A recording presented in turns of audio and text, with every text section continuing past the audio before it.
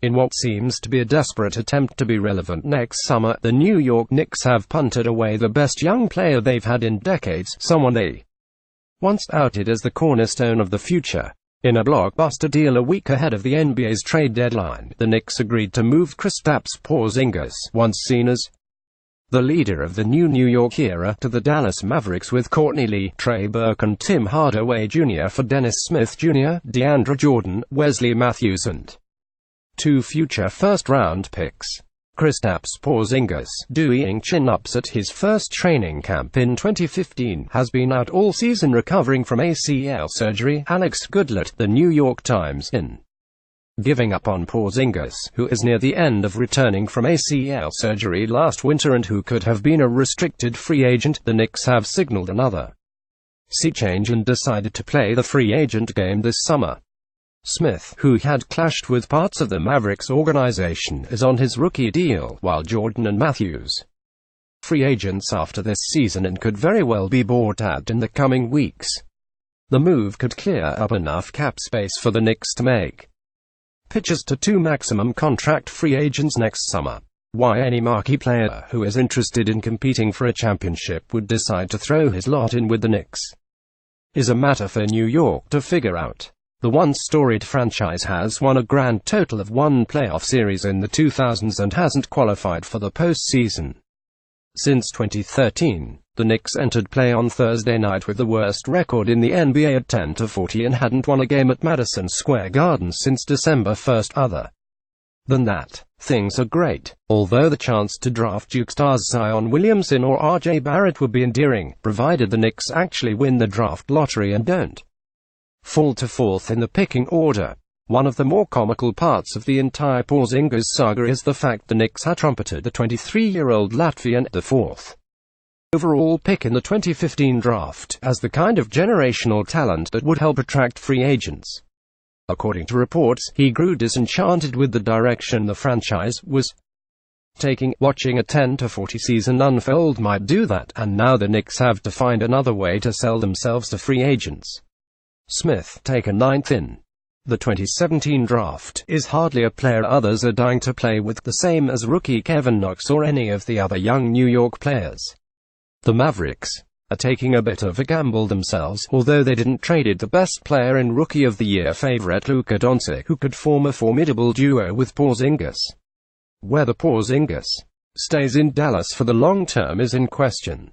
Reports suggest he will sign a 1-year qualifying offer worth about $7.5 million next season that will make him an unrestricted free agent in July 2020. Porzingis has not played since ripping up his knee last February, and how effective he'll be when he's back can't be known. At his best,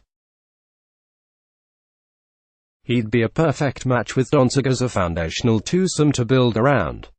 Hardaway and Lee are cap ballast throw-ins who are serviceable NBA players to have on a roster. The franchise-altering trade was just another on the list of wacky Knicks happenings this week. On Wednesday, Enes Kanter, who had been buried on the bench, finally got a chance to play, logging 9 minutes in New York's home loss to the Dallas Mavericks. Kanter, upon entering the game, raced to midcourt at Madison Square Garden and kissed their team logo emblazoned on the floor, a not subtle shot at his coaches and New York's management. "I was planning this for a long time. I was just waiting to get back," Kanter told reporters. "You never know how long I'm going to play here. I was so happy I got in, just to show the fans some love for maybe I don't know, one last time. I have no idea." It's hard to imagine Kanter sticking with the Knicks past next Thursday's trade deadline, especially after Wednesday's antics, which came as New York was losing its 12th straight game. Already committed to playing younger big men like Luke Kornet and Mitchell Robinson, the Knicks would hardly want to tolerate having a player so capable of causing a distraction around for the rest of yet another lost season. If they can't move him without taking on any extra salary or sweetening a trade with a draft pick, the Knicks would be wise to simply reach a buyout agreement with Kanter, who is in the last year of a contract that pays him $18.6 million this season. There would seem to be no upside for New York to have Kanter with the team when he is not a part of future plans yet. Still a favorite of the home fans. around the league. Making his point, there is still some widespread interest among Raptors fans about the future of Bruno Caboclo, the former first-round draft pick who never panned out in 3 seasons with Toronto. It was a complicated situation, oft discussed, but Caboclo's NBA dream is not dead. Currently late in a first 10-day contract with the Memphis Grizzlies, Caboclo isn't setting the league on fire, but he is at least making his presence felt. In his last 3 games, he has averaged about 28 minutes per game, made 5 3-pointers in 18 attempts and shot 7 for 22 from the field. He had a career-high 4 blocked shots against Minnesota on Wednesday.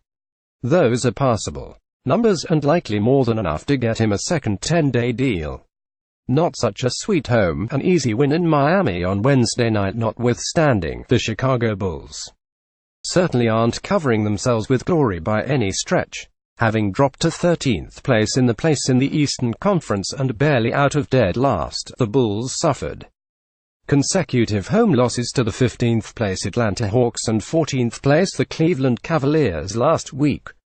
It shouldn't be too big a surprise, though. Once one of the top home teams in the league, the Bulls are 5-20 at the United Center this season, the second worst home mark in the NBA, spinning the lineup wheel. With all that's going on with the New Orleans Pelicans these days, a potential trade of Anthony Davis and what they ultimately decide to do with other key pieces like Jrue Holiday or Nikola Mirotic.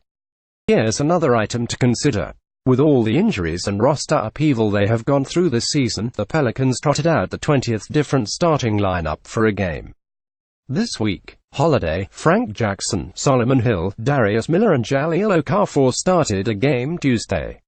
Those are the most different starting units used by a team in the league this season. Working his magic, Lou Williams, now with the Los Angeles Clippers, is still doing the same stuff that endeared him to Raptors fans during his 6th man of the year season in 2014-15, the 32-year-old guard, who'll be in Toronto with the Clippers on Sunday afternoon, posted a triple-double of 31 points, 10 rebounds and 10 assists against the Bulls. It was the first triple-double of his career and the first by a backup that included at least 30 points since Detlef Schrempf had won for Indiana in 1992. This week in Popland, San Antonio coach Greg Popovich, love him or hate him, does not suffer fools gladly anywhere. In a game in Washington on Sunday, Popovich called a timeout to rip into his team. That in itself is hardly newsworthy, but Popovich did it 16 seconds into the game, after the Wizards scored the first basket. Then, after Rudy Gay hit a buzzer-beating shot to lead the Spurs over the Phoenix Suns on Tuesday, the sum total of Popovich's post-game news conference was this statement: "We were really fortunate to win the game. I thought that they outplayed us, outcoached us, out-physicaled us, out-executed us. We had no respect for them or for the game. We didn't play with each other. It was a pathetic performance, and Phoenix got robbed, and with that, he was gone into the night." Information for other publications, wire services and websites was used in the compilation of this report. Doug Smith is a sports reporter based in Toronto. Follow him on Twitter at SmithRapsReport and error journalistic standards about the star sports action and reaction delivered to your inbox. New NEWSLETTERSPORTSIGN